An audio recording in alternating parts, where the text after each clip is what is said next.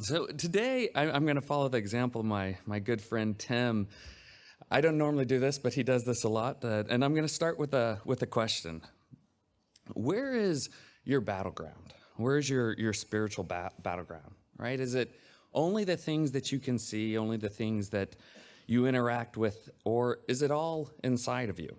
You know, the Bible is full of many analogies that the Christian walk is like a Bible or is like a battle. You know, we see analogies throughout throughout the Bible, and there's lots of them. There's races, there's battles, but when we look at this, you know, one of them is that the Christian walk is a battle. It's a spiritual battle, and to win a battle, we need to know clearly where the battleground is.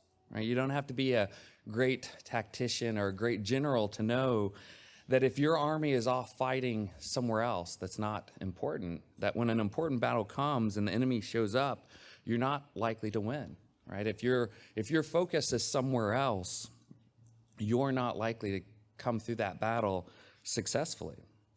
And this is probably a very easy question to answer, right? You know, I'm sure everyone would answer it the same way, right? The battle is inside of us. But this is a question that's much harder to do than it is to just answer.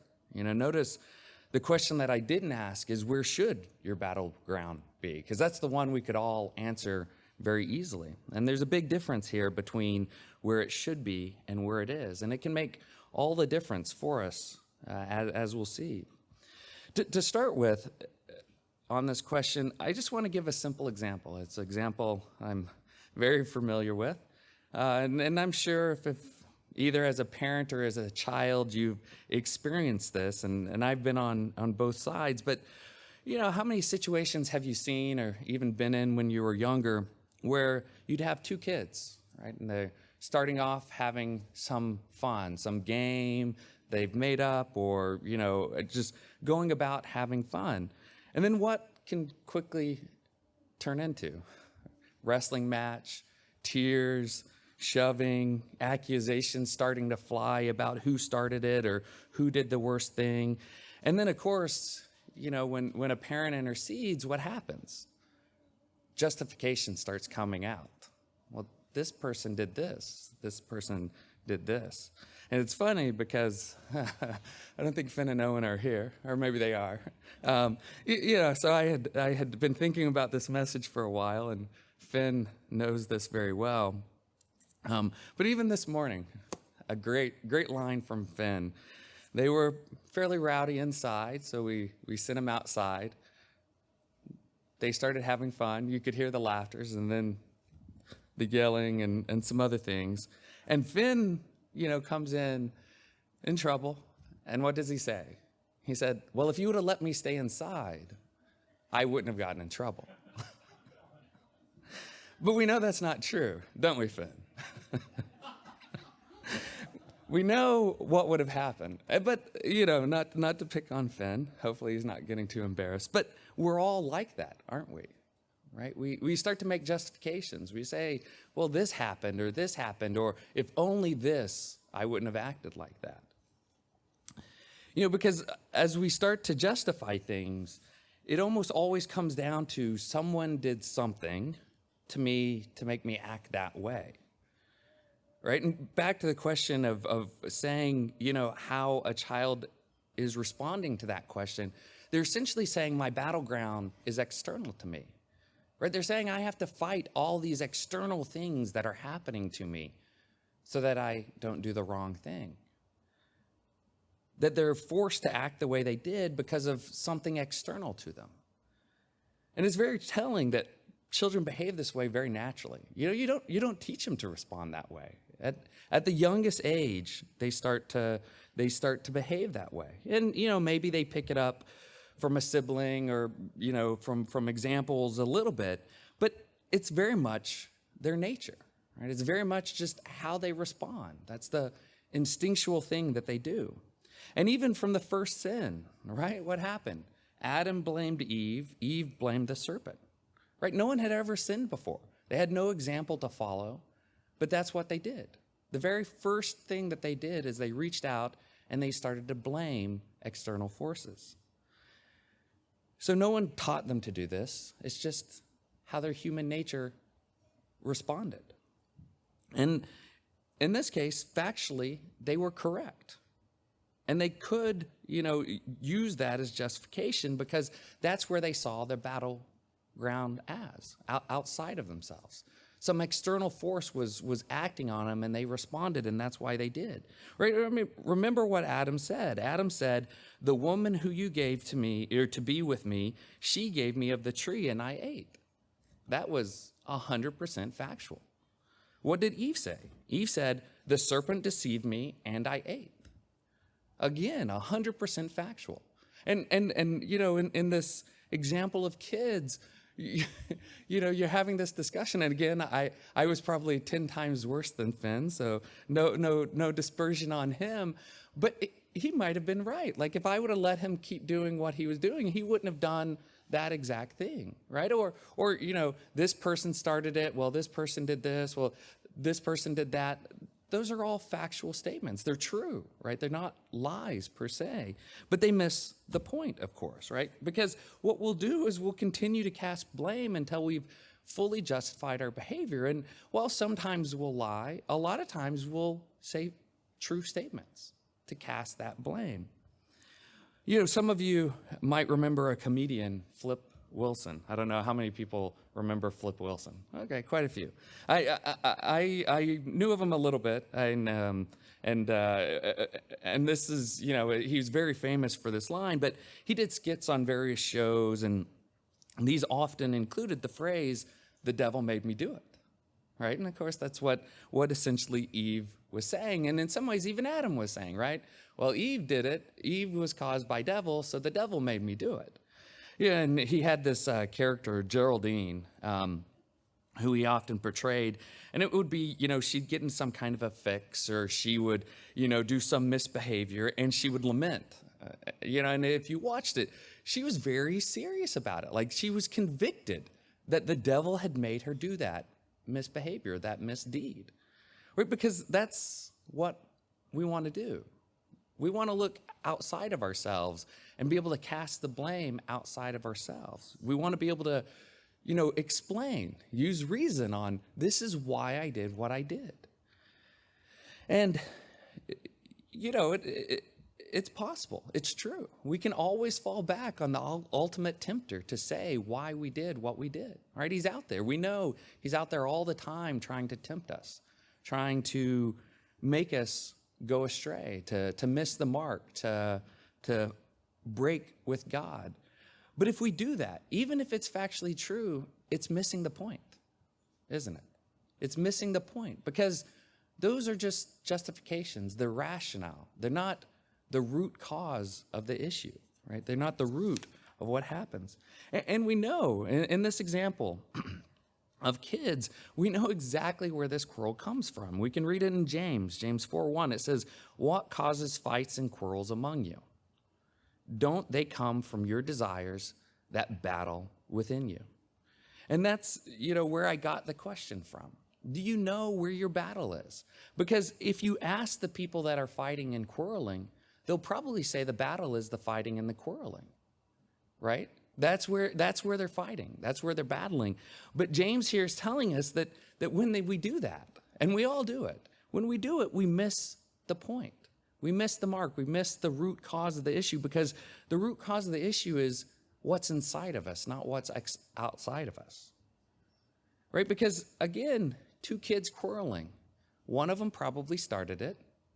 Then it started to escalate by going back and forth until it, ends with somebody stepping in. That's factually true. But again, the real answer of why kids fight and quarrel, why we fight and quarrel, is because we have desires inside of us. We want to be viewed as the best. We want to win, right? We want to be bigger or stronger than the person beside us, right? That's the desire that bubbles up, especially in young boys, right? Is that desire. And that's what causes the fight and the quarreling. But it's not just that, right? It's broader than that. We have all kinds of battles we're facing. And it's very easy to constantly look at the outside pressures that are coming on us and think that's the battle that we have to win, that's the battle that we're fighting. But it's not. Our faults and our sins, they're not caused by external forces, right? Adam and Eve didn't have external forces except for Satan really pressuring against them. Satan had no external forces.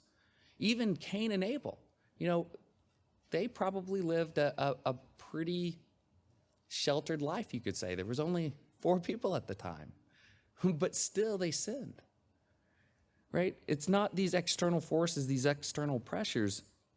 It's what lives inside of us. 2 statements that can help us identify where we think our battleground is are these 2, and see which one you identify most with. So the first one is, I am fundamentally a fallen person who sins primarily because of my own sinful nature. That's one way you can respond and you can think when you do sin. Or what about another one? I'm fundamentally a good person who sins primarily because I've been negatively influenced by the environment. Right? What did Adam and Eve say when they responded to God? They essentially said, I'm a fundamentally good person, but who sinned because of some external force. Eve because of Satan, Adam because of Eve. But, before you kind of lock in your answer, right, just based off of head knowledge, think about what your actual answer is based off of how you direct your emotions, your actions in the heat of battle. Right? Because I'm sure if I ask Finn when he's not engaged in, a tiff, he will say, yeah, I do the wrong thing. I know I do the wrong thing sometimes. I know I shouldn't. But when he's in the heat of battle, what does he see? He sees that battle is not within himself. It's not to control himself. He sees it as that external pressure that he has to fight back against, that external action. And, as I say, many kids can probably give the right answer. But the problem is not being able to know the right answer. It's being able to do it when you get into the heat of battle, so to speak. So when you see yourself as someone whose sinful nature is caused by you, by your sin, you know that the battleground is within yourself. If you would be one of those kids that you probably wouldn't be any more or less likely to fight. But when broken up, you would respond in a very different way. You would say, I got angry, or I was prideful, or I was this or that, and that's what caused me to fight. Right? Because as humans, we're going to sin. We're going to have those battles. We're going to have to fight them. And we're not always going to, win at the very beginning. But what God is looking for is somebody who's starting to act and think like what James tells us, that the battle is within ourselves, that we still might fight, we might quarrel, but we can look within ourselves and understand it's our own human nature that's the cause of it. But, and when you do that, what starts to happen? You start to become very humble. You start to understand where the problem is, how deep it is, how hard it is to change, right? Because who's the only person that can change your heart? Who's the only person that can change your mind? It's only you paired with Christ, with the Holy Spirit, with God. It's the only way that it can happen. But what can happen if you only focus on changing the external area, external environment? You don't necessarily need God, right? Like you can stand up and walk away. But will walk away solve the problem? Maybe the here and now problem, but it won't solve the root cause, which is your own nature, your own human nature. And if you're one of if you're a person that sees, your environment as what causes you to sin, your answer will most likely be much like the child. It might be more sophisticated because you've learned how to couch it in better terms, not quite so clear, but it's going to seem more like how a child would answer. You'll be able to cast blame, or you will cast blame on other people. You'll say, this happened or that happened, and that's why I did what I did. To start looking at this even more clearly, let's take two examples. We'll take David and Saul. Because here are two kings of Israel, the first two kings of Israel, and they both sinned, right? Again, this is not about whether you sin or not. This is how you respond when you understand you did the wrong thing. Because both of them not only sinned, but they were confronted with their sins by prophets of God. But the response was very different. Very, very different. And we know these two stories, but I want to just read how they responded, the words that they used to respond, because you can see two very different mindsets. One who knows his battle is within himself, and the other that thinks his battle is outside of him, that it's the external pressures that he had, which was his battle. Of course, we know David. What did he do?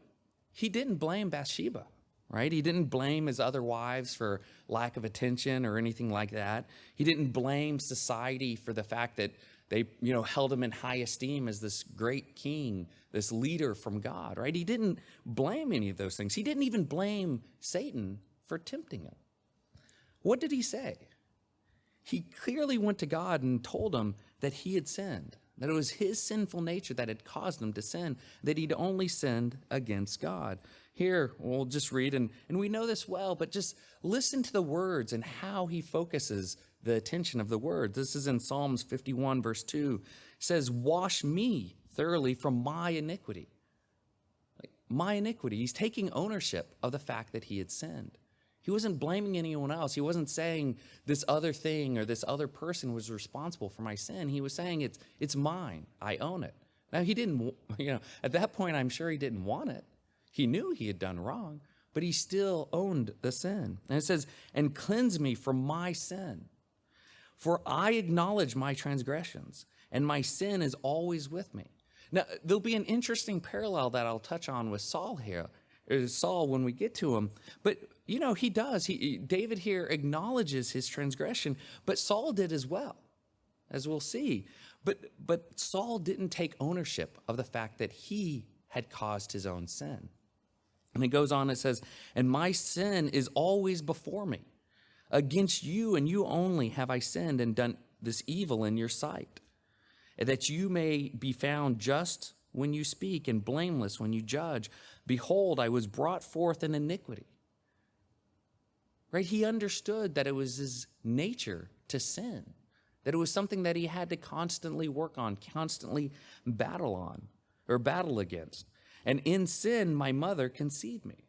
Now, of course, that doesn't mean, the English is a little bit awkward there. It doesn't mean that he was conceived in sin per se. It means that his very nature, that as soon as he was conceived, he had a sinful nature because he was human, as we all are.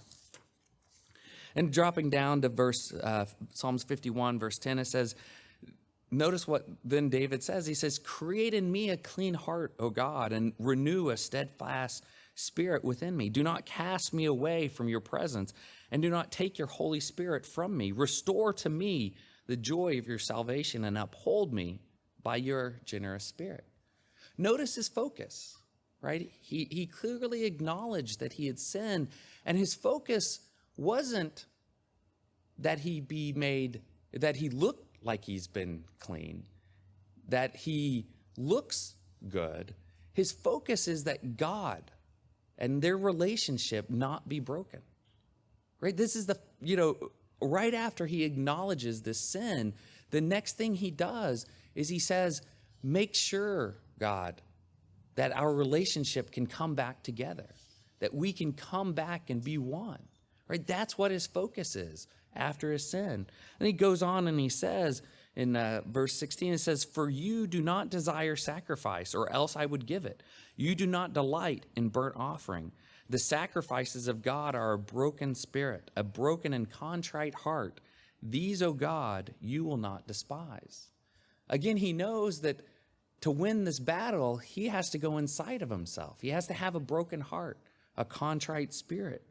He has to focus on the inside, not the things that, he factually could justify had caused him to sin. No, he knew that it was the inward man that was broken here. He knew that his battle was with his own nature. He knew that he was fundamentally sinful, right? That's what he talked about when he was conceived in sin, that he was fundamentally sinful. And only with God creating that clean heart, a steadfast spirit, would he be able to overcome his true battle, the most important battle that he had. Because remember, what was David? If David was nothing, he was a warrior. How easily could he have gotten distracted? And in some ways you could say maybe he did with his sin in Bathsheba get distracted by all the physical battles that he fought, right? He fought real battles. He fought lions. He fought bears. He fought Goliath. He fought the Philistines, the Jeshusites, the Amalekites, the Amorites, the Syrians, the Moabites, the Edomites, the Sahobians, like maybe more. Like that was his whole life. He was, God said he was a bloody man because of all the battles that he fought. So he fought many external battles. But we know from God's word that David was clear who really fought and won those battles. Because from all indications we have from scriptures, he never lost a battle. We don't ever see him losing a battle from what I can recall. He wins them all, right? And so he easily could have thought those were his battles. But what did he say at the very beginning? 1 Samuel 17:37, when he goes, or when Goliath is against the armies of King Saul and Israel, what does he say? He says, "Moreover, David said, the Lord who delivered me from the paw of the lion and from the paw of the bear, he will deliver me from the hand of this Philistine." Right? He knew that, yes, he was physically in the battle, but it was God who was delivering him. That his battleground wasn't the physical nature. That was where God was fighting and winning, using David as an instrument, but God was fighting and winning in the physical realm. He understood that his battleground was internal. That was his sinful nature. And that's where he put his focus. That's where he looked to God to help him overcome. But what about Saul, right? His predecessor, the one that he'd grown up watching, that he had served. Saul won victories as well, right? He won physical victories to begin with before his sin. But when the time came, he was clear where he thought his battleground was. He was clear that he thought he was fundamentally a good person who only sinned because of negative influences from his environment, as we'll see. He viewed his battle as outside of himself, with all the pressures that were on him. I'm sure we loosely remember the story, but this is in 1 Samuel 15. It says, well, I won't read it, but just, what happens is God comes to Samuel and tells Samuel to send Saul to completely destroy the Amalekites for what they had done to Israel as they were coming out of Egypt. And the Lord gave clear command, very clear command. It says to utterly destroy all that they have and do not spare them, but kill both man and woman, infant and nursing child, ox and sheep, camel and donkey. And there's, maybe another example of a verse that can be hard to understand, but that's what God told him to do, right? God was very clear. And what did Saul do? He went and he won the victory. But he didn't follow the Lord's commands exactly. Kind of picking up in 1 Samuel 15 and 13, we'll compare the response that Saul had to Samuel when he's confronted by his sin. And again, this is very similar to what David encountered when David was confronted with his sin by Nathan. Right? So very similar parallels. Kings who had sinned, and then a prophet of God came to them and revealed their sin. We saw what David did. David fasted and prayed and looked inwardly and understood, wrote passionate psalm about what had happened, what had gone wrong, and how he needed to fix himself. And it's exactly, what I wanted to focus on, because why David, even in his sin, was called a man of God, a man after God's own heart, and why Saul was rejected as king is exactly this response. You look at these two responses and you can clearly see why David was a man after God's own heart and Saul was rejected as king. Because, in both cases, they probably knew the right answer. But when it came to the heat of battle, right, when it came to a prophet coming to them, telling them their sins, the response showed what was in their heart, showed what was in their mind, and showed how they viewed their battle. Because, when we know the right thing, it can be easy to twist it so that it sounds right. But it's really hard to fully make it apply the same way that God would. So let's read here in 1 Samuel 15:13 and just notice the difference. It says, "Then Samuel went to Saul, and Saul said to him, 'Blessed are you of the Lord. I have performed the commandment of the Lord.'" Here's a man who just sinned. But what did he think? He truly thought he had followed the commands of God, at least enough for God to be happy with him. And it goes on, it says in verse 14, "But Samuel said, 'What then is that this bleating of the sheep in my ear and the lowering of the ox which I hear?' And Saul said," what was his response? Was his response like David, where he said, "That was my own personal failing, that was my sin"? No, read what he says. Here, the king of Israel, he says, "They have brought them from the Amalekites. For the people spared the best of the sheep and the oxen to sacrifice to the Lord your God, and the rest we have utterly destroyed." So what we see two interesting things here. One, even though he was the king, even though he was the one in charge, he blamed the people for doing this. And then not only that, did he blame the people, he starts to justify. He said, "But we're really trying to please God because we're going to sacrifice to him." Now, what did David say?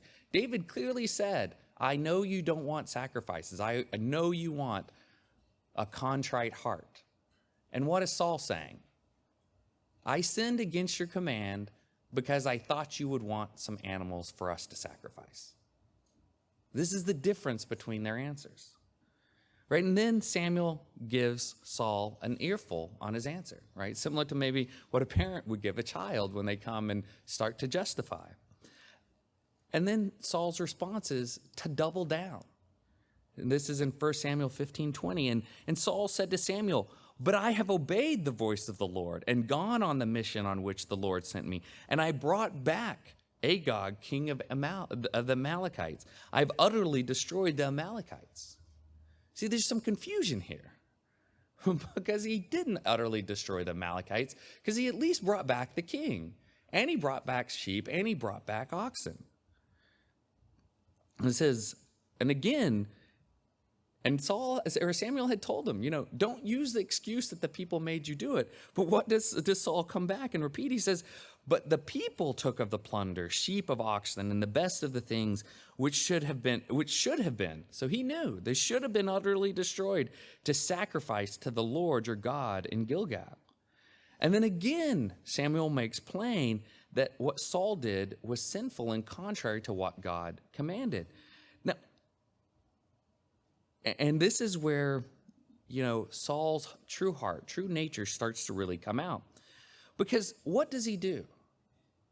Twice he's kind of doubled down on the fact that the people made him do it. He followed what God said. He shouldn't be held accountable. And Samuel is clear in that, yes, he was accountable. Then in verse 24, 1 Samuel 15:24, it says, "And then Saul said to Samuel, 'I have sinned, for I have transgressed the commandments of the Lord and your word.'" So just like David, he admitted that he'd sinned finally. Right after a couple times, he admitted that he sinned. It says, "Because I feared the people and obeyed their voice. Now, therefore, please pardon my sin and return with me that I may worship the Lord."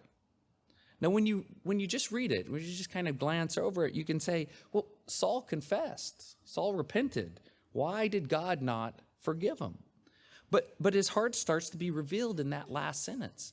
Because what was David's focus? David confessed his sins, owned his sins. Saul kind of owned his sins. But then once he owned his sin, David's focus was what? to restore his personal relationship with God. What's Saul's? He wants to go worship the Lord in front of all the people. That's what he wanted to do. He didn't worry so much about the personal relationship that he had destroyed. He worried about how he looked to the people. And you can go on and see this in verse 30, where it's truly his heart is shown. In 1 Samuel 15:30, he says, then he says, I have sinned. Again, he confesses his sin, but he says, yet honor me now, please, before the elders of my people and before Israel, and return with me that I may worship the Lord your God. Do you see the difference between the two? He wanted to win the battle of honor with his people, with his elders. He wanted to win the battle of how he looked. He wanted to win that external battle, whereas David was only focused on his inward heart, the inward relationship that he had destroyed. He wanted to repair it. Saul doesn't even mention his relationship with God. It's a fascinating difference, right? A fascinating compare and contrast, because David was willing to be humbled by having his sin used as an example. Up to this day, David was willing to have his sin used as an example to bring people to God, if only God would change his heart and help him to win the long-term battle, to win the battle against his very nature. That was David's focus. But Saul was only focused on looking honorable to those outside of him, not to God, not his relationship with God, but only to the elders and those, in power, positions of authority. What a contrast from these two kings. We can see why one was rejected and why one was called, a man after God's own heart, even though they both sinned. But again, it's not the sin, because we all sin. It's how you move forward from that sin. It's where you see your battle. Do you see everything external to you, all these pressures that are making you sin, or do you understand that it's truly your heart, your human nature that is causing you to sin, and that only if God will reach in and change that can you now move forward like God expects. And if we're really honest with ourselves, who are we more like? When push comes to shove, right? When things get really hard, who are we more like? David or Saul? Now, this isn't to say we shouldn't, try to order our environment in some way to reduce temptations, right? It's obvious, like a very obvious example is an alcoholic shouldn't have a stocked bar in their house, right? So that's not what I'm saying. What I'm saying is that going back to Adam and Eve, going back to the demons, going back to Satan, they had a nearly perfect environment, but they still sinned, right? Because the sin came not from the environment, it came from their own nature, right? It's not enough, right? Specifically, think about Adam and Eve, right? They're in this near perfect environment. They had one thing that was off limits, and they only had one thing that was tempting them, Satan, right? So there's really no amount of ordering that we can do to make ourselves safe from sin, because the sin comes from within ourselves. The sin comes inside of us. Sometimes I repeat myself a lot, I'm sure, but I think it bears repeating, right? We live in a fallen, sinful world, right? We have a fallen, sinful nature. And no amount of fixing the environment around us, fixing the things that we surround ourselves with, will change our nature. And again, I'm not saying you don't do things to make your environment better. But as we'll see some interesting examples. But it's not about that. It's that we have to understand there's no amount of fixing to our environment that we can do to make our sinful nature not come out. Until our sinful nature has been fixed by God, we'll find a way to sin, no matter how perfect our environment is. And Christ makes plain here what our battleground is. We'll read in Mark 7:14. It says, When he had called all the multitudes to himself, he said to them, "Hear me, everyone, and understand." And this set of scriptures can often is used for various things. But when we understand the word picture that Christ is trying to use here, it becomes very clear what he's telling us. Here in verse Mark 7:15, it says, "There is nothing that enters a man from outside which can defile him." Now, again, this isn't talking about clean and unclean meats. This isn't, talking about those kind of things. What it's saying is that no matter what environmental pressures you have, you don't have to sin. It's your own sinful nature that responds in that way. It goes on, it says, "But the things which come out of him, those are the things that defile a man." Our nature comes out of us and is what defiles us. "If anyone has ears to hear, let him hear." When he had entered a house away from the crowd, his disciples asked him concerning the parable. So he said to them, "Are you thus without understanding also? Do you not perceive that whatever enters a man from outside cannot defile him? Because it does not enter his heart, but his stomach, and is eliminated, thus purifying all foods." And he said, "What comes out of a man, that defiles a man. For from within, out of the heart of men," and in some ways he's saying it to you and I, what comes out of you, what comes out of me, without God's Spirit, without God's help, what would come out? This says, "Out of the heart of men proceed evil thoughts, adulteries, fornications, murders, thefts, covetousness, wickedness, deceit, lewdness, an evil eye, blasphemy, pride, foolishness. All these things come from within and defile a man." There's no outside pressure that forces you to respond in these sinful ways. The thing that causes you to respond in these sinful ways, the things that cause me to sin or to sin in these ways, is our natures that have to be changed by God. And Christ makes plain that all these evil things come from within us. Right? He was the perfect example of someone who surrounded himself with sin. Think of the people he associated with: tax collectors, prostitutes. He didn't try to keep his environment clean. Right? He knew his mission was to come and work with sinful people. But he's the perfect example of someone that no matter what surrounded him, he always was sinless, because he had won that battle, and he continued to fight that battle with God's help throughout his entire life, that his human nature, the same human nature that you and I have, would not win against the Spirit of God. Right? That he continued to win this inward battle, that he continued to focus. As I say, especially once he came to his ministry, he didn't worry about the environment he was in. In some ways, he went to the most sinful environments that he could find at the time, because that was who he was sent to help. And you and I, as we mature, are called to do the same thing. Right? You and I can't always be in a perfect environment or an ordered environment where we keep all temptations, all external influences of sin away from us, because we're called to go give that same good news that Christ gave to those who need it the most. Right? And so it's the inward battle that we have to win. It's the inward battle that we have to focus on. And in many ways, it's an eternity question, right? Because if we can't focus here and now on changing our hearts, changing our minds to the ways of God, how are we going to do it for all eternity? Again, yes, it'll be a perfect environment, but it's not the environment that causes you to sin. It's your inward nature.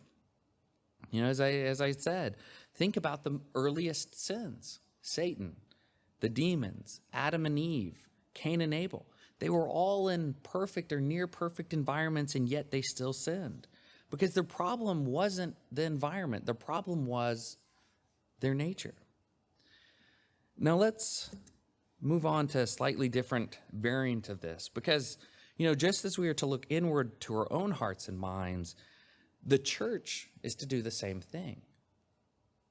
Right? We can often think as a church, our goal is to keep society from leaking, or our main purpose is to keep society, focused on God. But as we see, as we'll see, our main focus should be on keeping society from leaking into the church, right? It should be from the outside or from the inside out, that it should be focused on fixing the inside of the church, not necessarily focus so much on the environment that's outside of the church.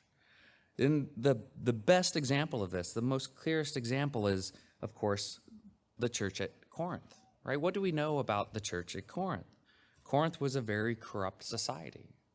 It was a very wealthy society, but it had a culture of promiscuity, right? We see that culture was one that was there for centuries, even before the church had started. And we'll start in 1 Corinthians 5:1. It says, this is Paul, he's saying, it is actually reported that there is sexual immorality among you, and such sexual immorality as is not even named among the Gentiles, that a man has his father's wife. As I said, so what Paul is saying here is he's saying that the culture had leaked into the church, that the church had not been focused enough about what was happening inside the church.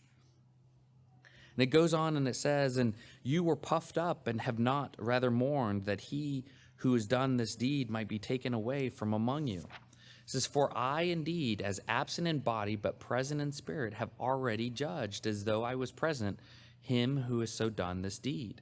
In the name of the Lord Jesus Christ, when you are gathered together along with my spirit, with the power of our Lord Jesus Christ, deliver such a one to Satan for destruction of the flesh, that his spirit may be saved in the days of the Lord Jesus. Your glorying is not good. Do you not know that a little leaven leavens the whole lump? Therefore purge out the old leaven, that you may be a new lump, since you truly are unleavened. For indeed Christ our Passover was sacrificed for us. Right? This time, days of unleavened bread that we just went through, Paul is focusing us on this time. Because again, the days of unleavened bread, one of the focuses should be, how are we changing from the inside? Right? How are we taking that unleavened bread of Jesus Christ, and how is it changing us to become like Christ? And it goes on and it says, therefore let us keep the feast, not with old leaven, but with the leaven of, with the leaven of malice or wickedness, but with the unleavened bread of sincerity and truth. I wrote to you in my epistle not to keep company with the sexually immoral people, or with sexually immoral people. And here is going to be the heart of what Paul is saying, right? He's making it very clear that our focus is not to be on the environment around us. It's to be, even as a church, on what's going on inside the church. And it says, I wrote to you in my epistle not to keep company with sexually immoral people, yet certainly did not mean with sexually immoral people of this world. He's saying very, very clearly, when I told you that, what I was telling you is to focus not on people outside, because those are the people you're supposed to spread the gospel to. You're supposed to interact with sinners. That whole list of sins that Christ talked about when he talked about the cup, those are the very people that the good news should be preached to. That you have to interact with those people so that they can come to understand Christ, right? That's what we're called to do. We're to take on that mission that God gave to Christ, and then Christ gave to us. So Paul's saying, he said, you misunderstood what I said. When I said, don't associate yourselves with immoral people, what I meant was, don't associate with immoral people inside the church. And we'll see, it goes on, it says, yet I certainly did not mean with sexually immoral people of the world, or with covetous, or extortioners, or idolaters, since then you would need to go out of the world. Right? The sin that we are not to abide is not the sin of the world, but the sin of the church. Right? They had misunderstood him. Whenever he had first written him, they had misunderstood what he said. And this is, really Paul here is rephrasing Christ's prayer at the end of his life, where he specifically says he doesn't want his followers taken out of the world, right? We know this well. John 17, 15, and 16.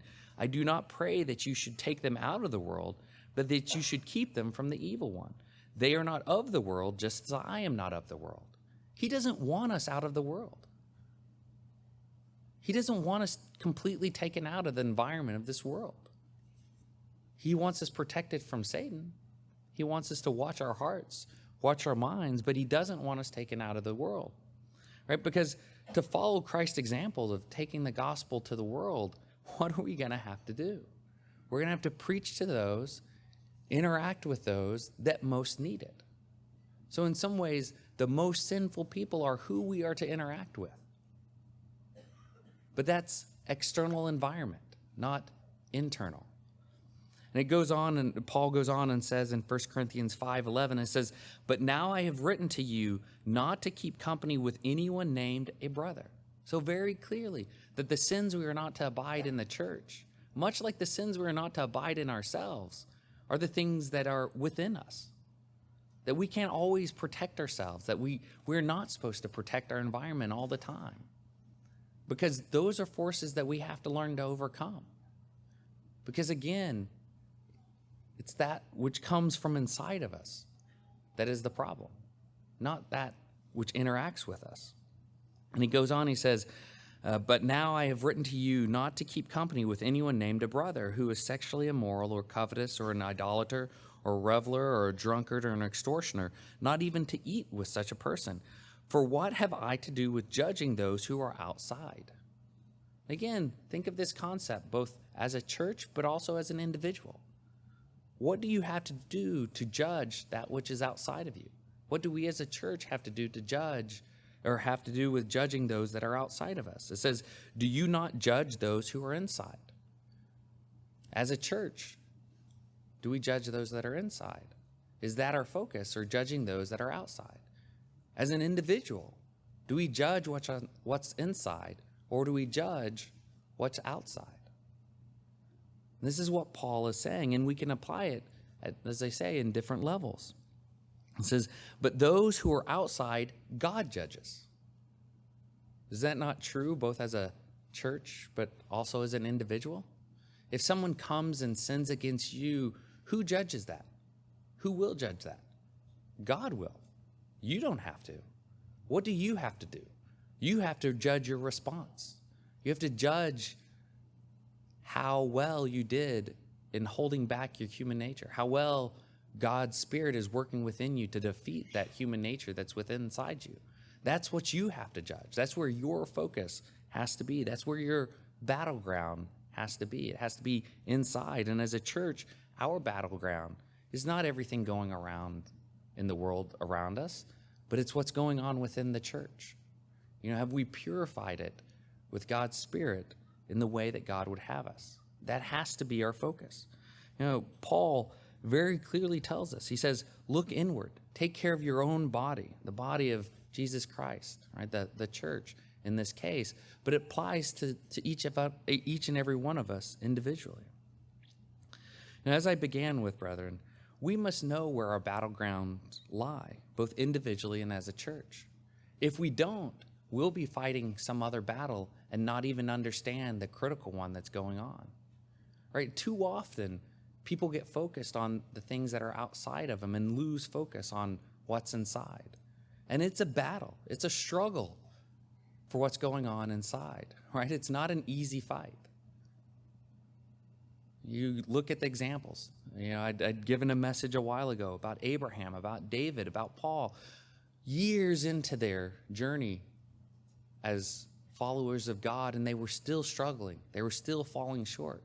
That's how tough a battle, how hard fought it's going to be for us to go through life. Always keeping our eye towards God, always keeping our human nature in check.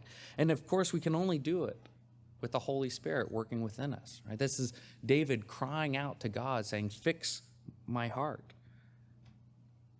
Focusing not what's on the outside of the cup, but focusing what's on the inside.